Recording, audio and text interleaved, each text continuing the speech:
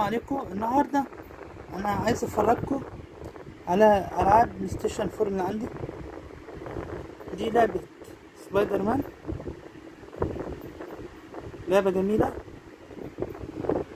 ادي الاسطوانه من الظهر اهو، وادي الاسطوانه من قدام.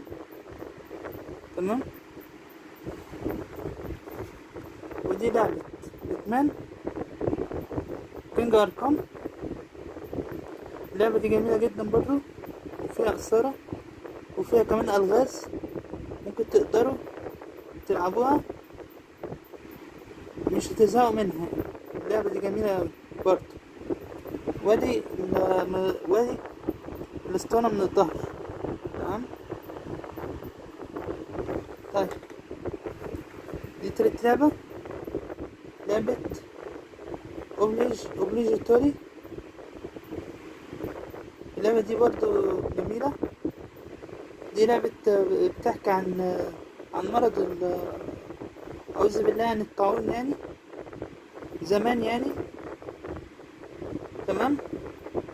ما يعني بيحكي عن البطلة بتاعتنا واخوها كمان، ان هي بتحاول بتحميه من الناس اللي عايزين يقتلوه،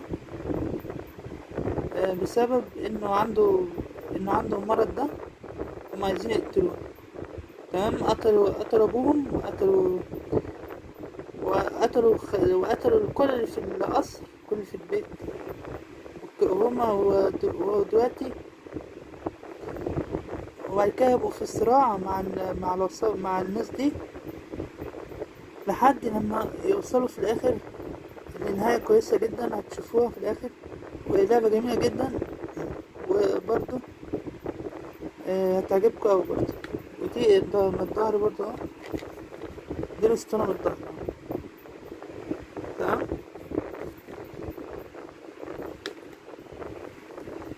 اللعبة دي لعبة هيتمان، لعبة جاسوسية وكده. اللعبة دي برضو يعني أنا ملعبتهاش كتير، بس أنا كنت جايبها غالي جدا يعني. كانت لسه طالعة أو لسه نازلة جديد. كنت جبتها بألف جنيه. دي اللعبة دي، بس يعني هي لعبة يعني ممكن تجربوها، يعني كويسة برضه. ودي لعبة ذا لاست اوف اس الجزء التاني. اللعبة برضه لعبة كويسة جدا زي الجزء الأول، وبرضه فيها مغامرات وفيها زومبي وفيها زومبي وفيها صراع من أجل البقاء. برضه لعبة جميلة جدا. تمام. بقولك القصة بتاعتها ضعيفة، لكن لأ، يعني مش مهم القصة، يعني أكتر من الإثارة اللي في اللعبة. صراحة لعبة طويلة ومثيرة جدا يعني. وده الظهر، الاسطورة من الظهر.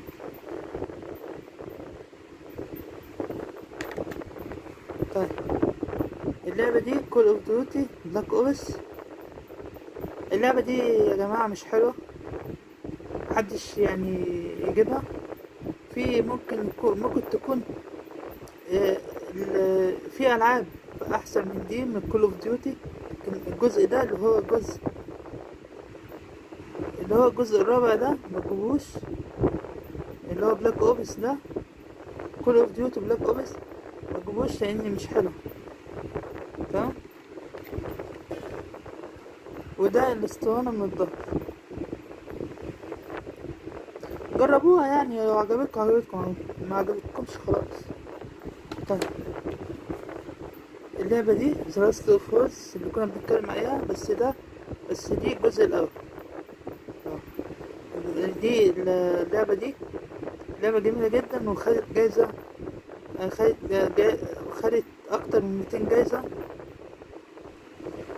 لعبة جميلة جدا، وخدت لعبة العام كمان، أو أفضل لعبة في العام، في بتهيألي 2007، مش فاكر بالظبط. بس هي ساعتها خدت أحسن لعبة في السنة، في السنة اللي نزلت فيها. تمام.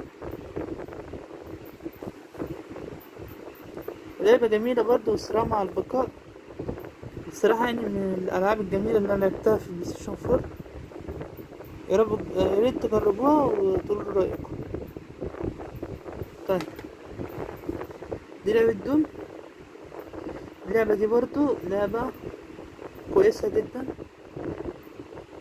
بس لازم يكون عندك سرعة بديهة في انك تقتل الوحوش، لان الوحوش دي يعني هما قتلتهم مش هيقتلوك، مش هيسيبولك فرصة انك يعني ايه، انك يعني مش هيسيبولك فرصة، يعني هما على طول. اللعبة دي اصلا بتبقى زي لعبة القناص كده والحاجات دي. لازم تقتل الوحوش بسرعة، لو الوحوش دي سبقتك في ردة الفعل هتموتك. تمام. هاي دي الاسطورة من ده. هي لعبة صعبة الصراحة، يعني عايز واحد حريف يعني، بس لعبة كويسة برضه. خلاص جربوها. اللعبة دي Inserted The Lost Villages. اللعبة دي لعبة كويسة جدا، ومغامرات وإثارة فوق يعني تفوق الحدود صراحة. يعني لعبة جميلة جدا وممتعة الصراحة. ادي الاسطوانة من الظهر.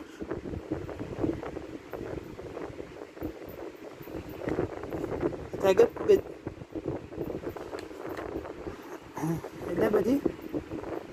هارسن زيرو دوان. اللعبة دي برضو لعبة جميلة،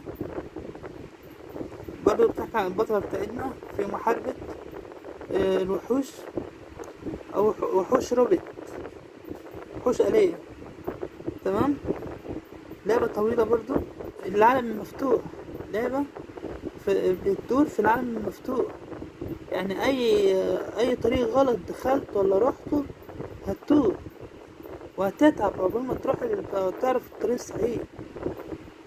يعني كم أول بيت كده هتعديهم، لكن البيوت اللي بعد كده لازم تخلي بالك في الطريق، في المسار بتاعك، لأن لعبة بتدور في عالم مفتوح، ولعبة جميلة برضه. وعملوها جزء تاني برضه، بس ده الجزء الأول. طالما عملوا جزء تاني للعبة تعرفوا إن الجزء الأول نجح.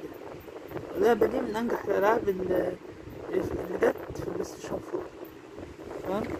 طيب، هنا الظهر بتاع اللعبة. تمام.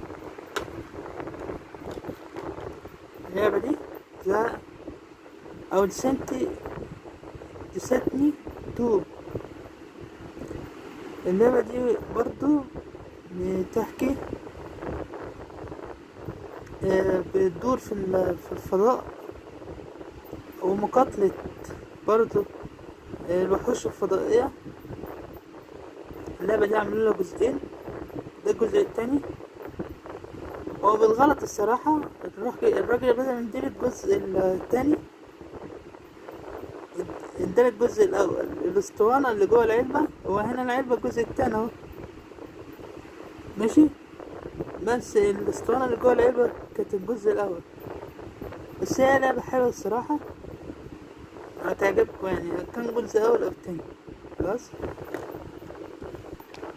ده الظهر بتاع الاسطوانة بتاعت اللعبة.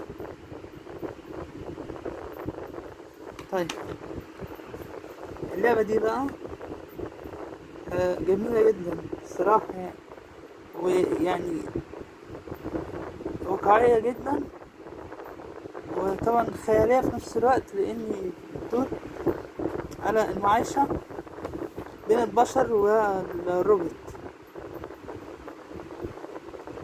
اسم اللعبة ديترويت بوك ديترويت وخلاص. تمام. لعبة حلوة أوي، لعبة زي 18. وهنلاقي ورا الظهر بتاع اللعبة اهو من ورا. طيب اللعبة بعد كده لعبة كراش. اللعبة دي عملوها طبعا قبل كده نسخ قديمة في بلاي ستيشن 1 و 2. تمام. اللعبة يعني دي اتطورت وبقت حدثوها لبلاي ستيشن 4، ومش هتختلف كتير عن الأجزاء القديمة، ولكن في تحديث في البيوت أو في بيوت اللعبة يعني. تمام. وده تلاحظوها لما تلعبوا اللعبة طبعا جميلة طبعا، مغامرات وحلوة قوي. لعبة كراش باندوكت. اللعبة دي نشوفها من الظهر كده، اللعبة من الظهر اهي. تمام. طيب اللعبة دي لعبة علاء الدين وذا لايون كينج، اللعبتين في اسطوانة واحدة. واللعبة دي لعبة كويسة برضو يعني، وبتحكي عن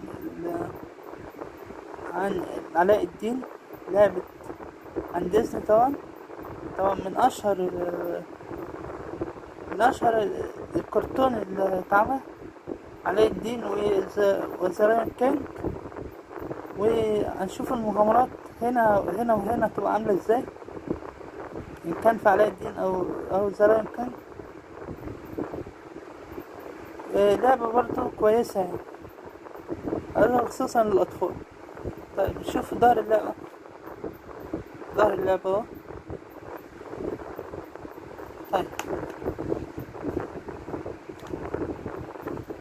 في لعبة للأسف الجلدة بتاعتها مش موجودة. اللعبة دي برضو لعبة كويسة، لعبة جود اوف وير 3، وهي تحديث للعبة جود اوف وير اللي اتعملت في بلاي ستيشن 2.